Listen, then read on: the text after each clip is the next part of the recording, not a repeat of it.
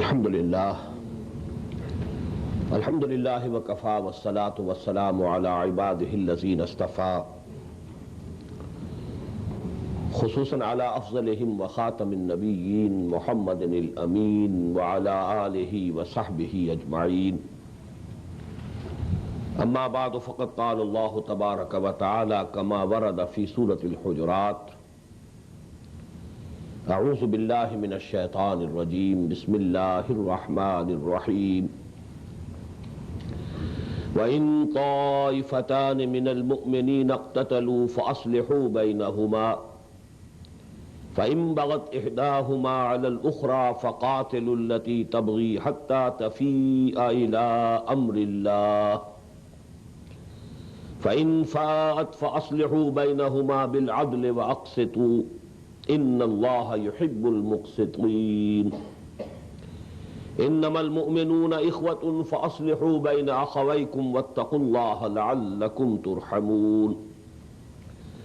या अय्युहल्लज़ीना आमनू ला यस्ख़र क़ौमुम मिन क़ौमिन असा अन यकूनू ख़ैरम मिनहुम वला निसाउम मिन निसाइन असा अन यकुन्न ख़ैरम मिनहुन वला तल्मिज़ू अनफुसकुम वला तनाबज़ू बिल अलक़ाब बि'सल इस्मुल फ़ुसूक़ बअदल ईमान वमन lump यतुब फ़उलाइका हुमुज़ ज़ालिमून।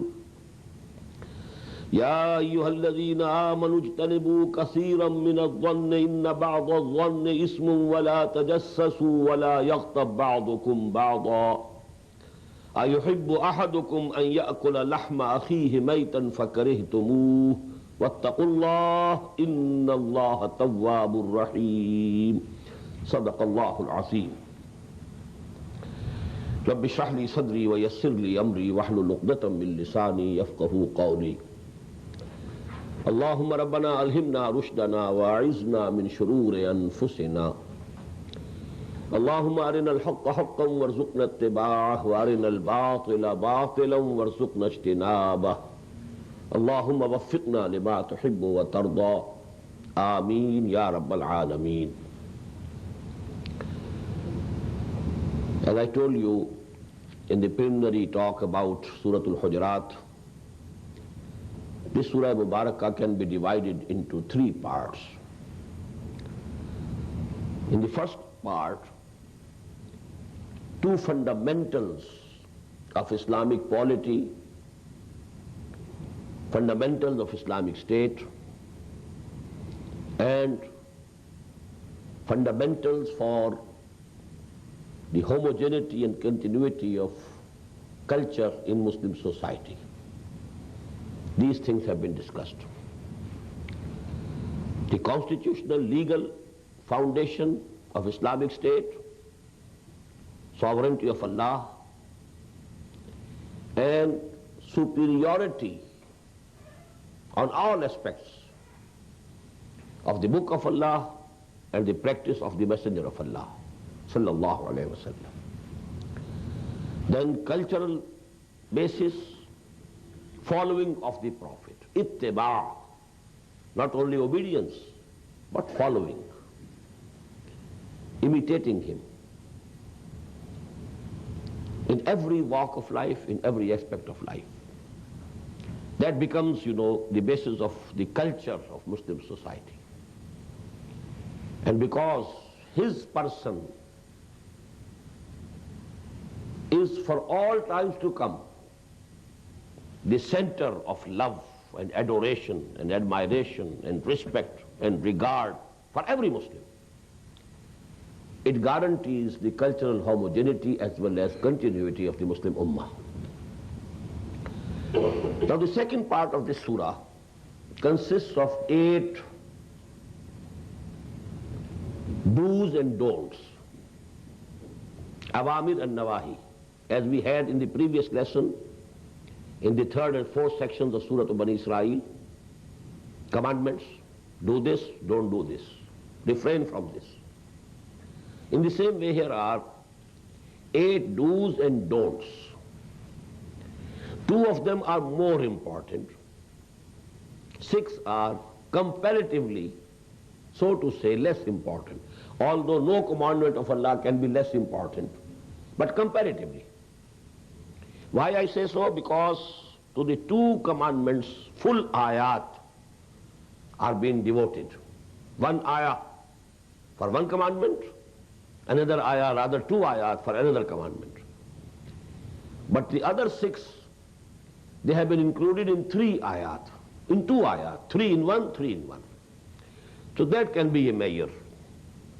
That 2 are more important, more fundamental, and 6 are, although very important, but comparatively we may say they are of a smaller nature. First of the 2 more important commandments we have already discussed. Never act on rumors. Must investigate, then take any decision or take any step.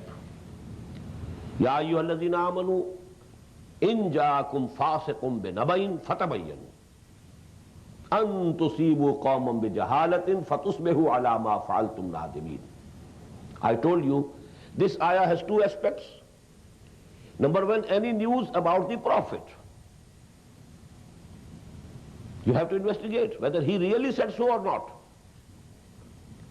But the other side is that it's a general rule also. Any news, you have to investigate, especially if it is coming from a person who cannot be depended upon, whose character, whose behavior is not that of a righteous person, a pious person, a muttaqi, a fasiq insan, although he is a Muslim.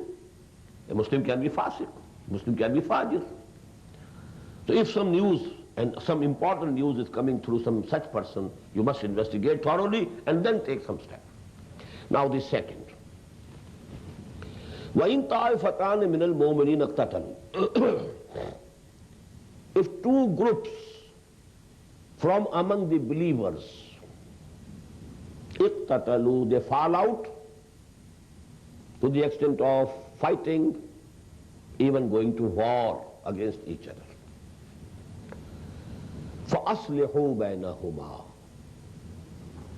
It's imperative upon you, it's your duty, it's farz, because this is fi'l al-amr, and it is the general principle of fiqh, al-amru lil-wujub, except that if there is some other background where we can say it is not for wujub. Generally, al-amr is for wujub. It's duty, it's lazim, it's farz. It's imperative upon you to have between them some treaty, some agreement. فَأَصْلِحُوا بَيْنَهُمَا. Stop it. Nip the evil in the bud. Don't let it increase. Don't let it flare up. Number 2, don't feel indifference towards it. It's your farz, it's your duty. Why? Because actually it can weaken the integrity of the ummah. When the ummah is weakened, when that cause, لَيُظْهِرَهُ عَلَى الدِّينِ كُلِّهِ, for which you have to wage jihad. So actually, as Ghalib said, Navik ne tere said na choda zamane mein. This small incident actually, the result is that the strength of the ummah, actually, it is weakened. So you must be always alive to it, always cautious. Don't let any disputes grow in intensity and try to nip the evil in the bud. Don't think that it's a matter between these 2 groups. It doesn't concern me. This attitude of indifference is not allowed. فَأَصْلِحُوا بَيْنَهُمَا. فَإِن بَغَتْ إِحْدَاهُمَا عَلَى الْأُخْرَى. Now this one ayah contains a full law, and there are so many sections of that law. First section is, it's your duty to bring them to some terms, bring them to negotiation, have some truce or treaty concluded between them. This is your duty. Clause number 1. Now clause number 2, فَإِن بَغَتْ إِحْدَاهُمَا عَلَى الْأُخْرَى.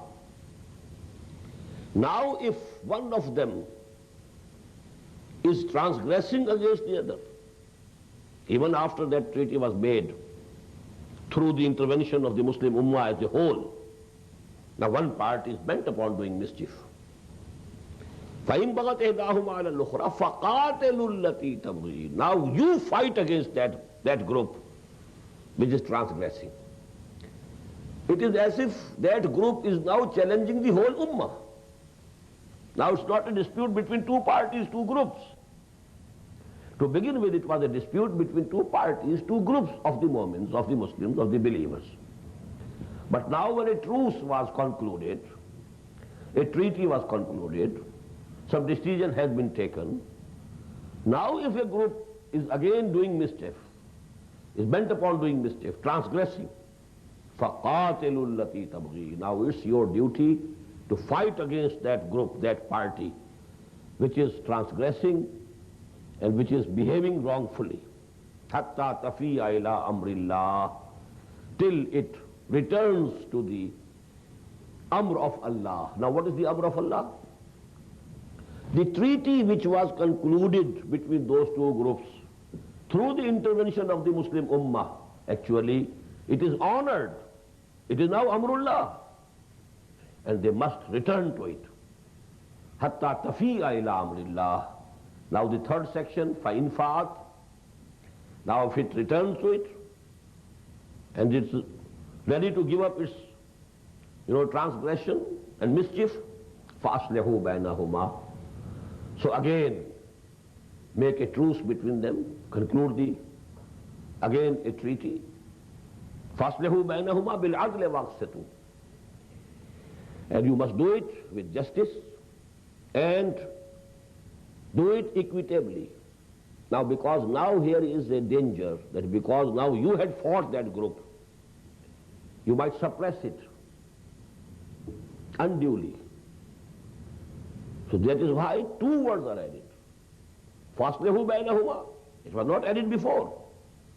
وَإِن طَائِفَتَانِ مِنَ الْمُؤْمِنِينَ اقْتَتَلُوا فَأَصْلِحُوا بَيْنَهُمَا فَإِن بَغَتْ إِحْدَاهُمَا عَلَى الْأُخْرَى فَقَاتِلُوا الَّتِي تَبْغِي حَتَّى تَفِيَ إِلَىٰ أَمْرِ اللَّهِ فَإِن فَعَتْ فَأَصْلِحُوا بَيْنَهُمَا بِالْعَدْلِ وَأَقْسِطُوا. Now be more cautious, because now you also had become a party. You are also fighting against that group, that party. So be more cautious, بِالْعَدْلِ وَأَقْسِطُوا, lest you should commit some injustice and you become unequitable. No, do it equitably. إِنَّ اللَّهَ يُحِبُّ الْمُقْسِطِينَ. Definitely, verily, surely, Allah loves those who do justice, who settle the matters equitably. Now this is the second, very fundamental, very big. And it should be observed at all the levels. It so happens, there are brothers. There's some dispute between two brothers. The others, if they think, that let them decide it themselves. If we come in between, well, if we take the side of one, if we think that this person is on the right side and the other brother is doing something wrong, and as we say something against him, so he'll feel offended. I, will risk that he will be angry with me. And if due to this you remain indifferent, you are acting against the advice of the Qur'an, against the injunction of the Qur'an. Wherever it is. See who is on the right, who is on the wrong. Be on the side of the right. It's your duty. And you must fight him if the other is doing wrong. So actually this is not observed by us at any level. The dispute between Iraq and Iran continued and continued and continued because there is no ummah at the present. Therefore, how many Muslims died? How much money, how much funds, billions and billions and billions of dollars. And the obsolete, aslaha from Israel. They could get the best cash, obsolete weapons, of no use to them. But they could sell it to Iran. They got the advantage. So actually, from the lowest till the highest level, this should be our attitude. وَإِن طَائِفَتَانِ مِنَ الْمُؤْمِنِينَ اقْتَتَلُوا فَأَصْلِحُوا بَيْنَهُمَا. Number one, it's your duty to intervene and make them settle their dispute and conclude some truce or some treaty. فَإِن بَغَتْ إِحْدَاهُمَا عَلَى الْأُخْرَى فَقَاتِلُوا الَّتِي تَبْغِي حَتَّى تَفِيَ إِلَى أَمْرِ اللَّهِ. Now, if one party is bent upon doing mischief, now it is not a dispute between those two parties. Now, that party is actually challenging the Muslim Ummah as a whole to go to war against that party. Fight it out. حَتَّى تَفِيَ إِلَى أَمْرِ اللَّهِ. Compel it to accept that the treaty, the terms that were settled. And if they do so, now again conclude a treaty, afresh, a serenor. But here you have to be very cautious. بِالْعَدْلِ وَأَقْسِطُوا. Now don't do any excessive harm to that party. After all, that party is also from among the Muslims. إِنَّ اللَّهَ يُحِبُّ الْمُقْسِطِينَ. Now the spirit behind this should be إِنَّمَا الْمُؤْمِنُونَ إِخْوَةٌ فَأَصْلِحُوا بَيْنَ أَخَوَيْكُمْ. All the mu'mins, all the Muslims are like brothers. So you must try to solve the disputes between two brothers. فَاتَّقُوا اللَّهَ لَعَلَّكُمْ تُرْحَمُونَ. And remain conscious of Allah. Always have regard for Allah. If you have regard for Allah, you have regard for His commandments. If you have regard for Allah, you have regard for His do's and don'ts. وَاتَّقُوا اللَّهَ لَعَلَّكُمْ تُرْحَمُونَ. So that mercy should be done to you. Allah subhanahu wa ta'ala will show His mercy to you if you have His taqwa in your hearts. Now those two ayat, each one of them has three commandments, do's or don'ts. And these are don'ts basically. يَا أَيُّهَا الَّذِينَ آمَنُوا لَا يَسْخَرْ قَوْمٌ مِّنْ قَوْمٍ عَسَىٰ أَن يَكُونُوا خَيْرًا مِّنْهُمْ. O you who believe, or O you who profess to believe, no group amongst you should mock at or deride any other group. عَسَىٰ أَن يَكُونُوا خَيْرًا مِّنْهُمْ. It's just possible that they might be better than them. Mostly you laugh at somebody, some person or some group on the basis of some apparent defect. Maybe what is within his heart is much purer than what you have in your hearts. Maybe he is at a higher level of iman and love of Allah and love of Muhammad sallallahu alaihi wasallam.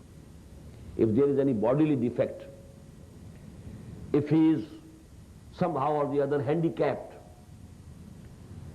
if his complexion, is not appealing to you, very pleasant for you, if his features are not pleasant to you, you can't say maybe the inner personality. Just as happened, with Bilal, a black man, having very, thick lips, couldn't pronounce sheen. He always pronounced seen. Ashhadu an la ilaha illallah. Still he was the muazzin of the Prophet sallallahu alaihi wasallam. Hazrat Umar radiyallahu ta'ala anhu used to address him, Sayyidina Bilal.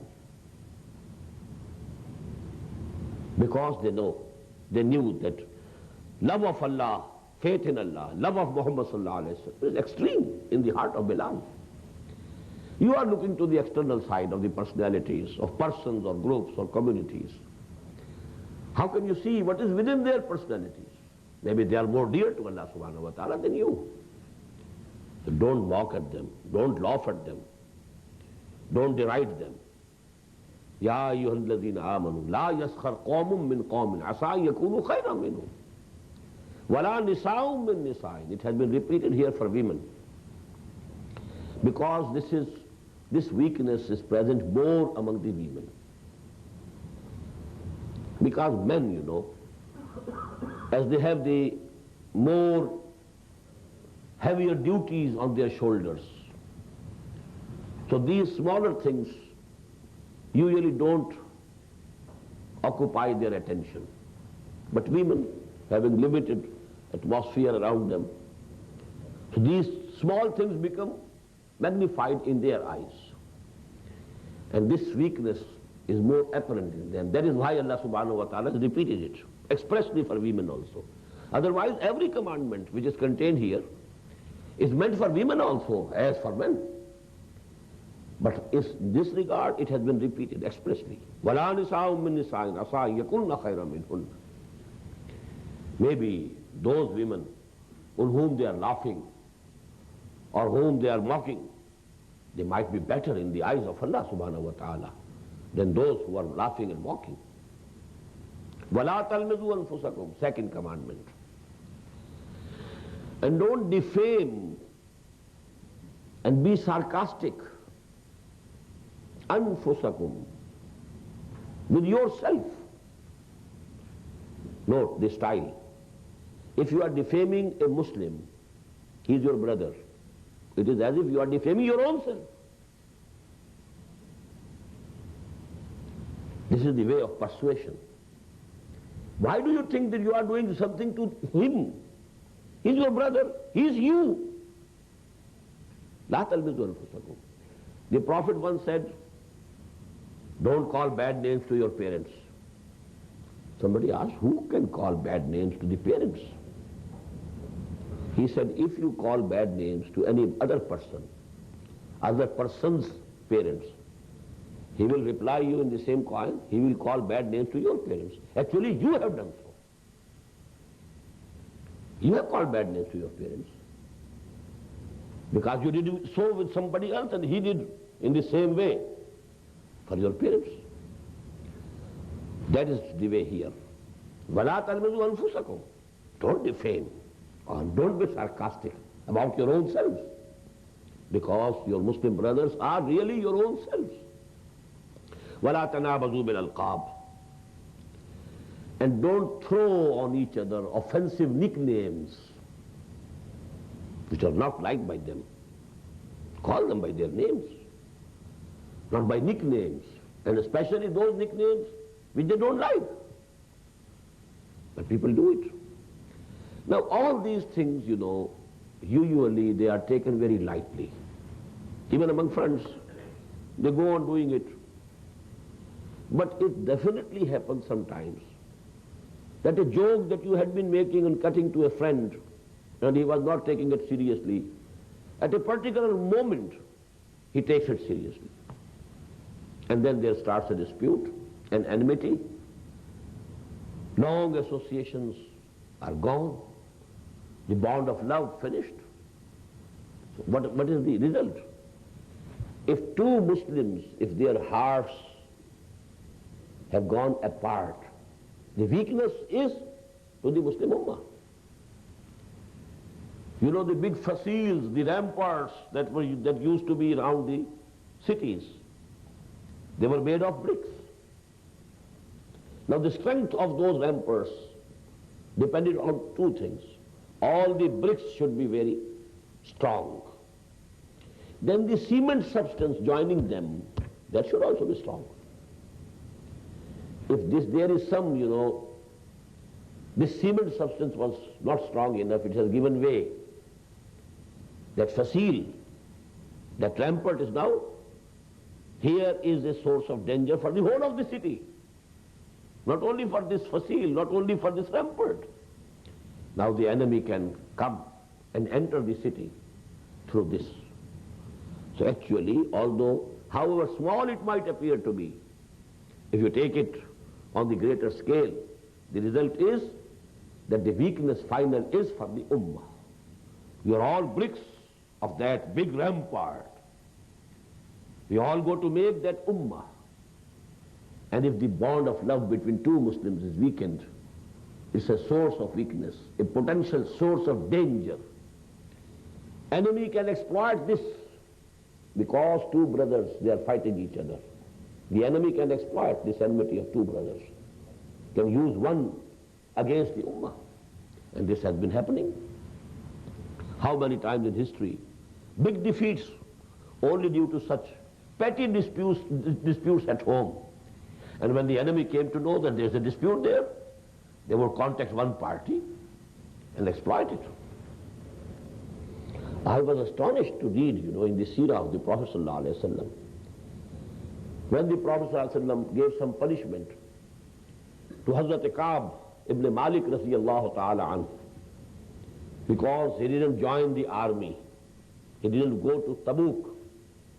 And when the Prophet came back, he confessed his weakness. There was no cause, no uzr. I could go. It was actually the weakness of my faith, my nafs, deceived me. You can go later on. You have a very strong camel. It can run faster. The Prophet will be going with an army of 30,000. It will be moving slow. You stay at home for certain days more. Enjoy the luxuries of your home and comforts of your home life. Then you go, you can join. And suddenly one day I thought that now, however fast I may run, I can't catch you. Then he was punished. But then a letter came to him from the chief of Ghassan. And that letter was addressing him. We have come to know that your master or your whatsoever was, Sahib, the word was used for Muhammad sallallahu alaihi wasallam. He is misusing you. He doesn't know your status.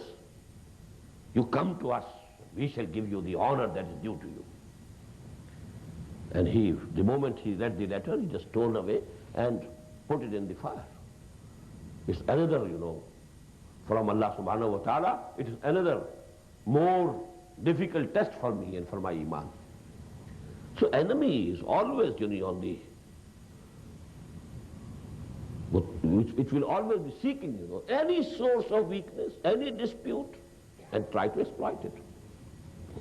يا أيها الذين آمنوا لا يسخر قوم من قوم عسى أن يكونوا خيرا منهم ولا نساء من نساء عسى أن يكون خيرا منهن ولا تلمزوا أنفسكم ولا تنابزوا بالألقاب بئس الاسم الفسوق بعد الإيمان.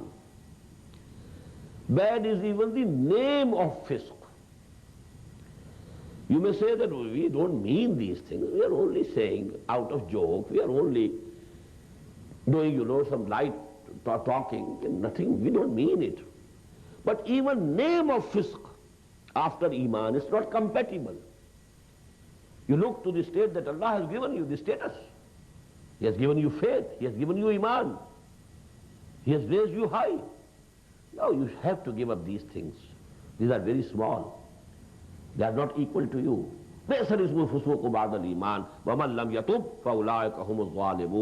And whosoever doesn't repent and return from these wrong habits, then they are the transgressors, then they are the zalim, then they will be punished, then they will be accounted on the day of judgment.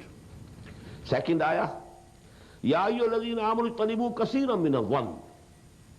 O you who believe or profess to believe, avoid too much suspicion. You are suspicious of somebody, that he has some bad intentions about you, although you have no knowledge about it. But zan, don't have much, zan. Because this zan, inna ba'da dhanni ismun. Some of the suspicions go to the extent of becoming sins. Because whatever idea you have about a person, your attitude will depend on that idea. And now your attitude would be towards that person not of a loving brother, because you have suspicion in your mind, in your heart about him, although there is no basis for that suspicion. Avoid much suspicion. Ijtanibu kaseeran min adh-dhann inna ba'da dhanni ismun. Some of the suspicions, they reach the level of sin, ismun, because it is wrong, and your attitude will become wrong. And as you know, love begets love, hatred begets hatred. In return, that person also will have some hatred for you. And what's the result? Again the same. Two Muslims torn apart, and it is actually a potential weakness and a potential danger for the ummah, for the strength and integrity of the ummah. وَلَا تَجَسَّسُوا. Don't spy. Don't be on the lookout. What is happening in that house and what is happening in this house?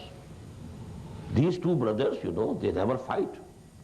They never quarrel. They love each other. How come? What's the matter? Certain people have this aptitude of trying to find out something, something wrong. While, the Prophet told us, sallallahu alaihi wasallam, even if something bad comes to your knowledge without your intention, try to cover it up. Try to behave as if you have not seen it. Why to go and find it out? وَلَا تَجَسَّسُوا. But these are very, so to say, very simple advices. But they're very important. The attitude. If something is going wrong somewhere, but if you can do some good to it, take some interest. Otherwise, why to know these things? Even if something bad comes to your knowledge, without your intention, without your own trying for it, try to cover it up. If you cover the weaknesses and shortcomings of your brothers, Allah will cover your weaknesses and shortcomings on the Day of Judgment. وَلَا تَجَسَّسُوا وَلَا يَغْتَبْ بَعْضُكُمْ بَعْضًا. And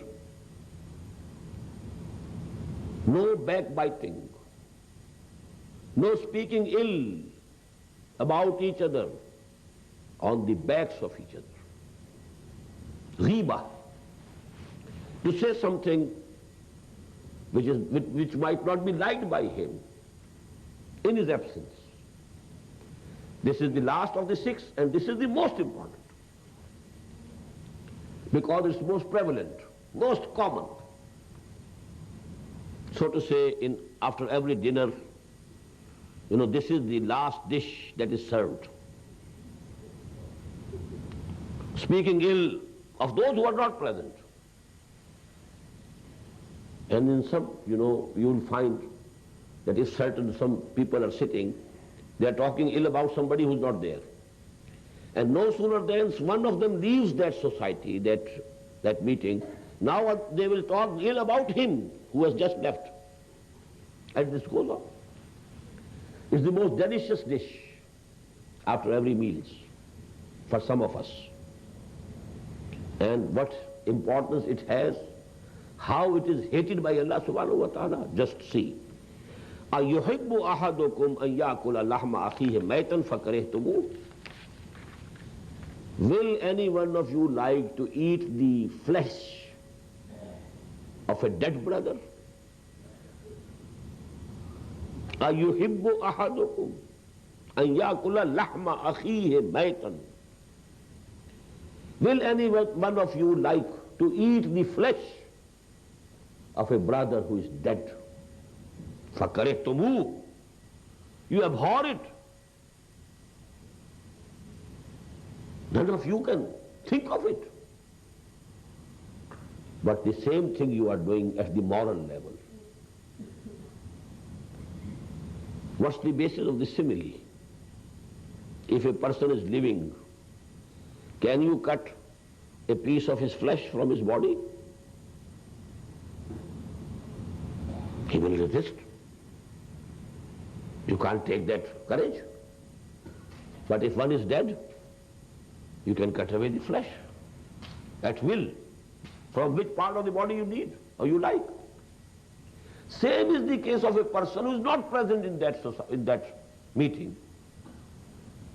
Had he been present, he would have defended his honor. You are saying wrong. What are you saying about me? It's not correct. He will be able to explain his position. Maybe you had some doubts, you have some misunderstanding. That your misunderstanding can be removed. That person would say, he will defend his honor. But if he is not present, he cannot defend his honor. Just as the dead body cannot defend itself. You can take away the flesh from wherever you like. In the same way, you can attack the honor of a person who is not present. So this ghiba, this saying something bad about any Muslim in his absence, it's just like, in the eyes of Allah, it's just like eating the flesh of a dead brother. فَكَرِهْتُمُوهُ, this you don't like, you abhor it. وَاتَّقُوا اللَّهِ, have consciousness of Allah. Be mindful of Allah. Have regard for Allah.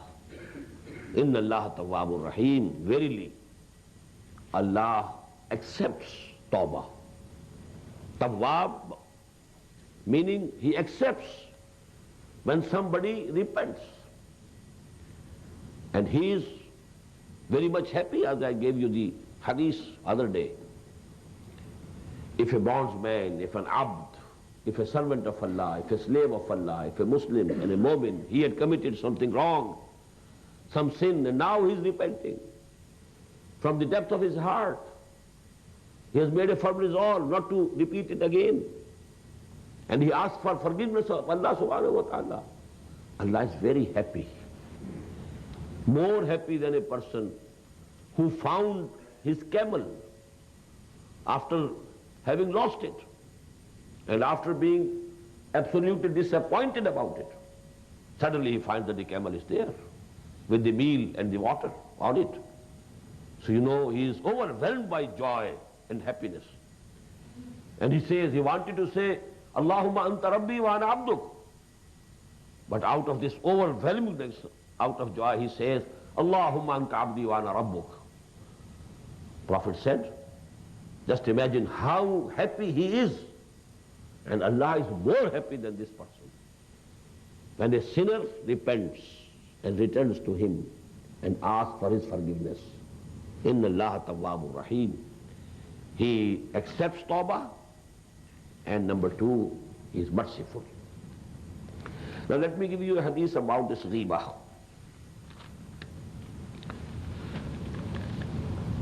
It was asked of the Prophet, what is ghiba? The Prophet said, Zikruka akhaka bima yakrahu. You're mentioning about your brother something which he would dislike. This is ghiba. This is the definition of ghiba. وَلَا يَغْتَبْ بَعْضُكُمْ بَعْضًا. ذِكْرُكَ أَخَاكَ بِمَا يَكْرَهُ. You're mentioning something about your brother which he would dislike. قِيلَ أَفَرَأَيْتَ إِنْ كَانَ فِي أَخِي مَا أَقُولُ. Now, a question was put to the Prophet sallallahu alaihi wasallam. O Messenger of Allah, what's your opinion? If that thing is actually present in that brother, I'm not saying something wrong, I'm not lying, I'm not telling a lie. Something is there, some wrong, some sin he has committed, some mistake he has committed. It's a reality, not imaginary thing. I have not concocted it. أَفَرَأَيْتَ إِنْ كَانَ فِي أَخِي مَا أَقُولُ. Is still it a ghiba? قَالَ إِنْ كَانَ فِيهِ مَا تَقُولُ فَقَدْ أَغْتَبْتَهُ. If it is in him which you are saying, but you are saying it in his absence, it is ghiba. وَإِن لَمْ يَكُنْ فِيهِ مَا تَقُولُ فَقَدْ بَهَتَتْهُ. And if it is not present in him what you are saying, then it is buhtan. It is more than ghiba. It's a charge, false charge. It's a double crime. Ghiba is that is actually present. Something which is present in your brother, his personality, his character, his behavior, or so on. And you are mentioning it in his absence, it is ghiba. If it is not, then it is more than ghiba. It is buhtan, it's a false charge. Actually, the teaching of our religion is that whatever is you want to mention some shortcoming in a brother, tell him in his face. You should have the courage. And the best way is tell him privately when he's alone, not in the public. with sincerity of purpose that he should mend his way. He should rectify his mistake. He should correct his behavior separately. When you are alone, you and he, and nothing, nobody is listening. So you should have the courage to tell it to him. Al-Muslimu miratul Muslim, the Prophet said. A Muslim should be like a mirror for a Muslim. Just as the mirror can show. If there is something on your face, you see the mirror. And then you clean it. In the same way, you should behave as a mirror to your brother.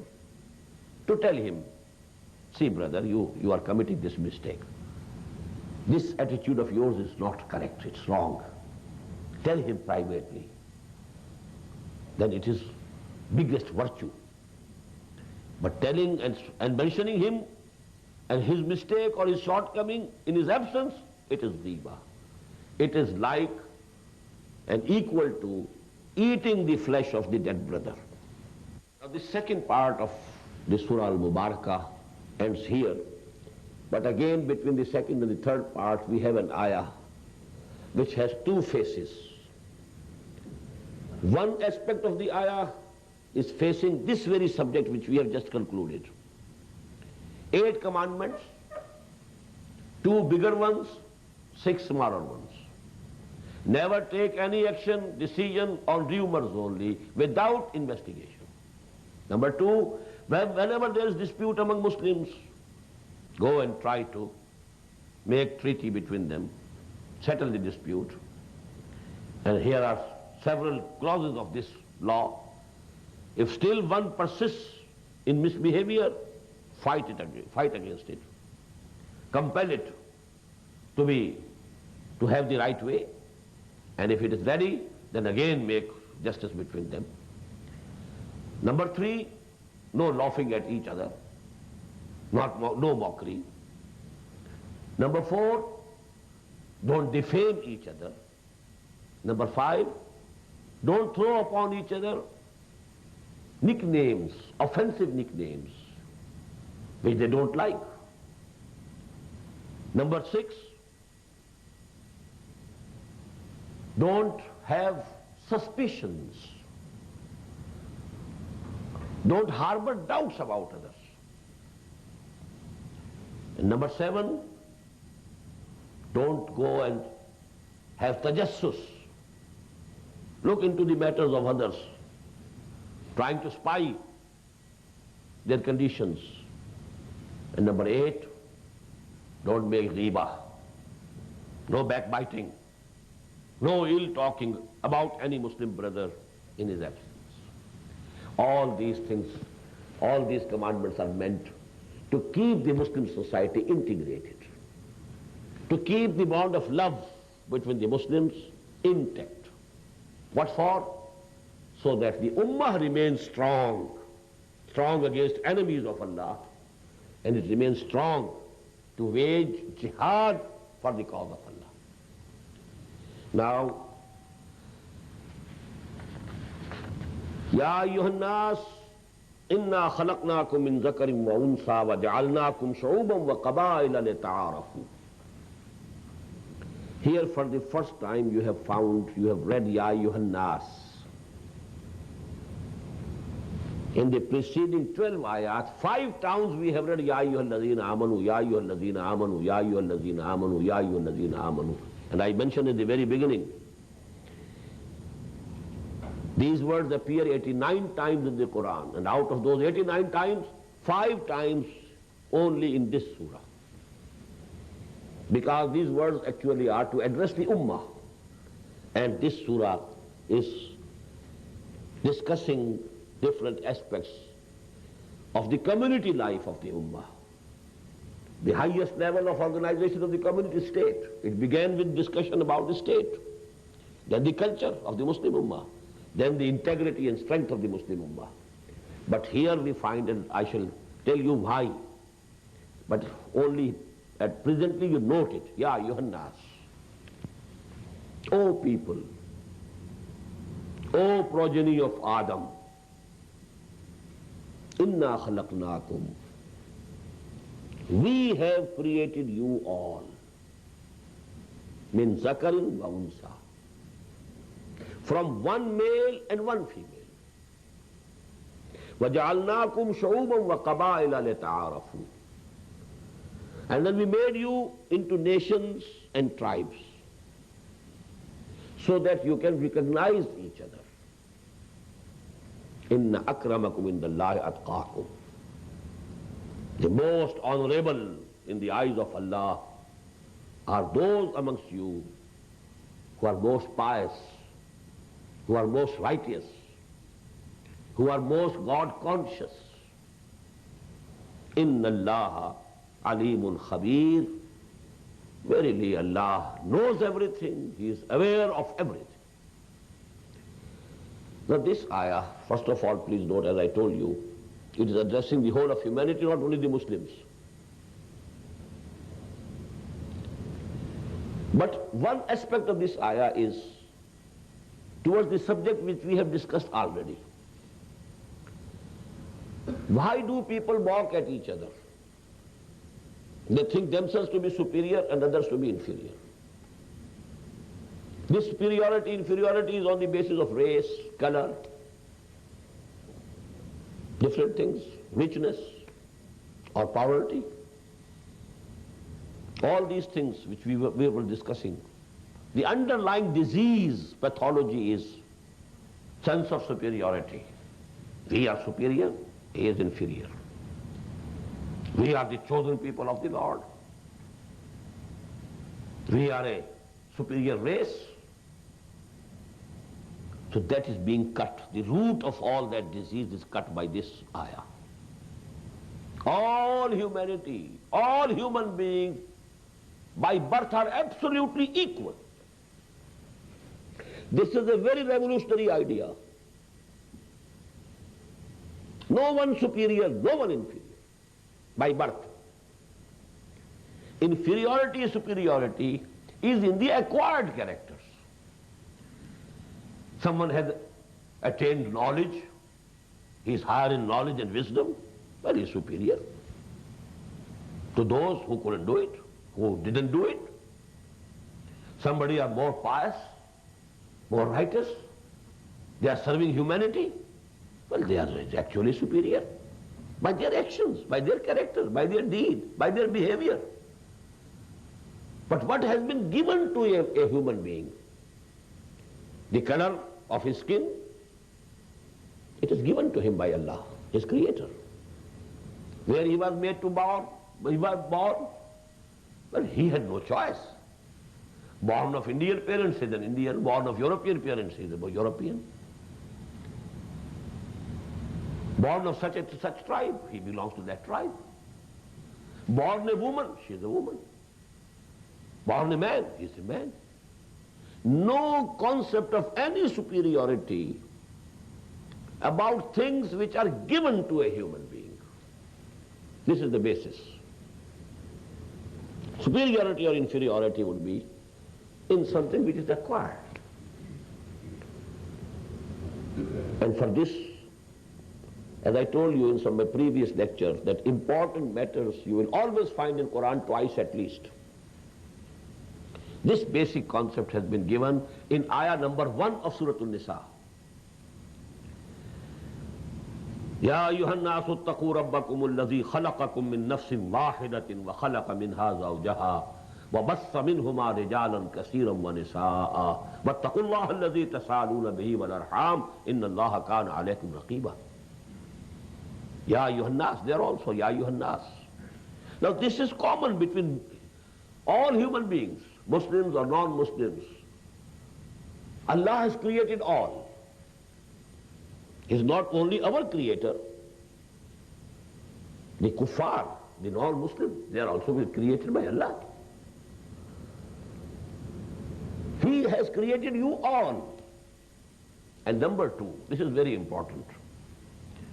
This concept that this whole humanity is the progeny of one human pair, Adam and Hawa. It's very revolutionary. It's changed the mind, the feeling, the attitude, if you really believe in it. All are brothers. There's no discrimination. No nations. Nations, tribes, This ayah tells you, جَعَلْنَاكُمْ شُعُوبًا وَقَبَائِلَ لِتَعَارَفُوا, only that you can recognize each other. Had all the people the same complexion, the same features, the same language, how could you identify each other? How could you recognize? It happens, with the twin brothers. It becomes difficult to recognize them. Twin sisters becomes difficult to recognize. So actually, we have differentiated you into tribes, into nations. You see a person and you know he is a Chinese. You know everything about him.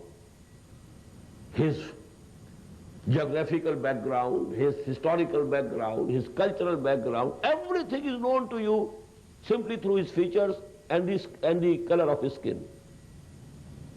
Well, this person belongs to such and such part of the world only by seeing you, seeing him. So actually, Ya ayyuhan nas inna khalaqnakum min zakarin wa unsa wa ja'alnakum shu'uban wa qaba'ila lita'arafu. The only function of these differences is that you can recognize each other. They cannot become the basis of any sense of superiority or any sense of inferiority among human beings. If it is so, it's wrong. Ya ayyuhan nasu ittaqu rabbakum alladhi khalaqakum min nafsin wahida wa khalaqa minha zawjaha wa bassa minhuma rijalan kaseeran wa nisaa wattaqullaha alladhi tasaaluna bihi wal arham inna allaha kana alaykum raqiba. This rahm, real brothers and sisters, they are joined together by rahm, by the womb of their mother. They all originated from the womb of one mother. Now you go to the cousins. At the grandmother's womb, they are joined together. Now go one step higher. A greater number of men and women, they join in one womb there. They all originated from one womb of the grandmother and great-grandmother. And finally, all human beings are related to each other at one pair, and that is Adam and Hawa. So there's no question of superiority, inferiority. The same thing was said by the Prophet ﷺ in his last sermon. لا فضل لعربي على عجمي ولا لعجمي على عربي ولا لأحمر على أسود ولا لأسود على أحمر إلا بالتقوى كلكم بنو آدم وآدم من تراب. Or كما قال صلى الله عليه وسلم. But please note, H.G. Wells, although he has criticized the Prophet ﷺ very severely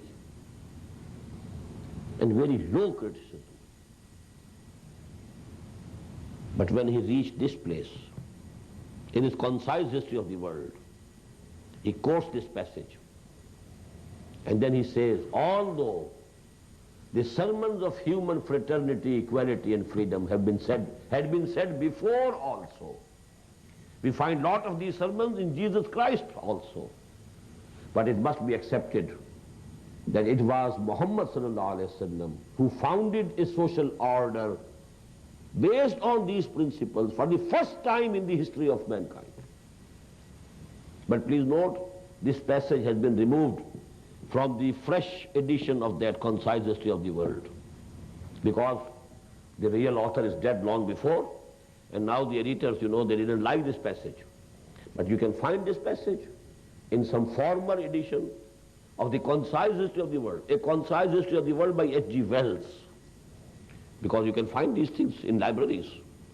And this passage, this quotation is very important.